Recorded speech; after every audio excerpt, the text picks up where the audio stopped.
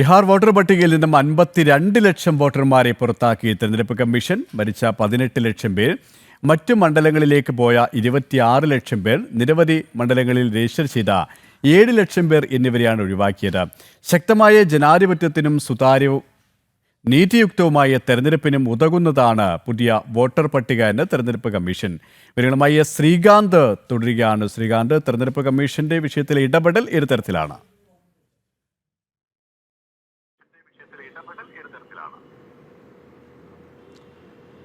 സുരേഷ്, കഴിഞ്ഞ കുറച്ച് ദിവസങ്ങളായി പാർലമെന്റ് സെഷൻ വർഷകാല സമ്മേളനം തുടങ്ങിയതിനു ശേഷം പ്രതിപക്ഷം അതിരൂക്ഷമായ വിമർശനവുമായി ഈ വോട്ടർ പട്ടിക പരിഷ്കരണത്തിനെതിരെ രംഗത്ത് വന്നിരുന്നു. ഇന്ത്യ സഖ്യം അതിരൂക്ഷ വിമർശനമാണ് പാർലമെന്റിൽ നടത്തുന്നതും അവർ പാർലമെന്റ് തടസ്സപ്പെടുത്തിക്കൊണ്ട് മുന്നോട്ട് പോവുകയാണ് ഇപ്പോൾ ചെയ്യുന്നത്. എന്തിനാണ് അവരുടെ ഭാഗത്തുനിന്നും ഇത്രയധികം പ്രതിഷേധം ഉയരുന്നത് എന്നുള്ള ചോദ്യം പോലും ഉയരുകയും ചെയ്തിരുന്നു. ഇതാ അതിനുള്ള ഉത്തരം പുറത്തു വന്നിരിക്കുന്നു. അതായത് 52 ലക്ഷം അനധികൃത വോട്ടർമാരെയാണ് തെരഞ്ഞെടുപ്പ് കമ്മീഷൻ ഈ വോട്ടർ പട്ടികയിൽ നിന്നും പുറത്താക്കി ശുദ്ധികലശം നടത്തിയിരിക്കുന്നത് ബീഹാറിൽ എന്നുള്ളതാണ് ഇപ്പോൾ പുറത്തു വരുന്ന വാർത്ത. തെരഞ്ഞെടുപ്പ് കമ്മീഷൻ പറയുന്നു 52 ലക്ഷം വോട്ടർമാർ ബീഹാറിൽ ഈ അനധികൃതമായ ആളുകളാണ് വോട്ട് ചെയ്യാൻ വോട്ടർ പട്ടികയിൽ ഇടം നേടിയത് എന്നുള്ളത്. ഒരു സംസ്ഥാനത്തെ സംബന്ധിച്ചിടത്തോളം 52 ലക്ഷം വോട്ടർമാരെന്ന് പറയുന്നത് അവിടുത്തെ ജയപരാജയങ്ങളെ, അവിടുത്തെ ഭരണ സംവിധാനത്തെ തീരുമാനിക്കുന്ന പ്രധാനപ്പെട്ട ഘടകം കൂടിയാണ്. അത് ആ സംസ്ഥാനത്തെ സംബന്ധിച്ചിടത്തോളം ഞെട്ടിക്കുന്ന കണക്ക് കൂടിയാണ് എന്ന് പറയേണ്ടി വരും. ഇനി അത് ഒന്ന് അതിൻ്റെ കണക്കുകളിലേക്ക് ആഴത്തിൽ പോയാൽ മരിച്ചുപോയ 18 ലക്ഷം പേരാണ് ഈ ബീഹാറിലെ വോട്ടർ പട്ടികയിൽ ഇടം പിടിച്ചത് എന്നുള്ളതാണ്. അതായത് തെരഞ്ഞെടുപ്പ് നടക്കുമ്പോൾ ഈ മരിച്ചുപോയ 18 ലക്ഷം പേർ അന്ന് വന്ന് വോട്ട് ചെയ്തിട്ട് പോകും എന്നുള്ളതാണ് അവസ്ഥ. അത് വോട്ട് ചെയ്യുന്നത് സ്വാഭാവികമായും ആരായിരിക്കും എന്നുള്ളത് നമുക്ക് ചിന്തിക്കാവുന്നതേ ഉള്ളൂ.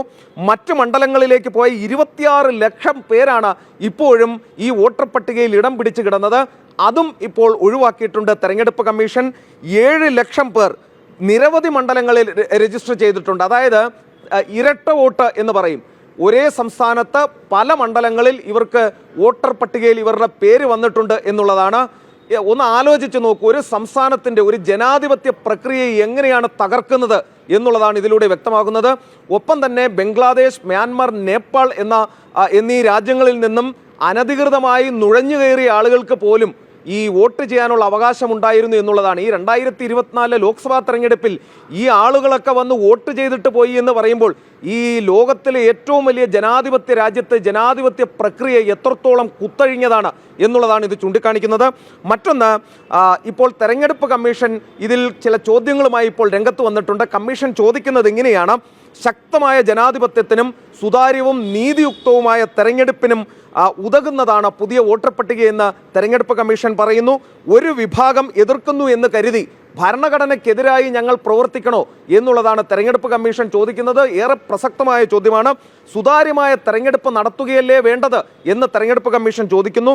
രാഷ്ട്രീയ വ്യത്യാസങ്ങൾ മറന്ന് രാജ്യം മുഴുവൻ ഈ ചോദ്യത്തിന് ഉത്തരം നൽകുന്നതിന് വേണ്ടി രംഗത്ത് വരണമെന്ന് തെരഞ്ഞെടുപ്പ് കമ്മീഷൻ ചൂണ്ടിക്കാണിക്കുന്നു.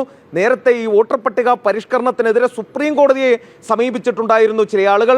പക്ഷേ ആ ഹർജിയിൽ കോടതി ഇടപെടുന്നതിന് ഒരു അമാന്തം കാണിച്ചിട്ടുണ്ട്. ഒരു തിടുക്കം കോടതിയുടെ ഭാഗത്തുനിന്നും ഉണ്ടായില്ല. സാധാരണ ഇതൊക്കെ വരുമ്പോൾ ഒരു സ്റ്റേ സ്വാഭാവികമായും ഉണ്ടാകുന്നതാണ് സുപ്രീം കോടതിയിൽ നിന്നും. ഇക്കാര്യത്തിൽ അത് ഉണ്ടായില്ല എന്നതുകൂടി പറയണം.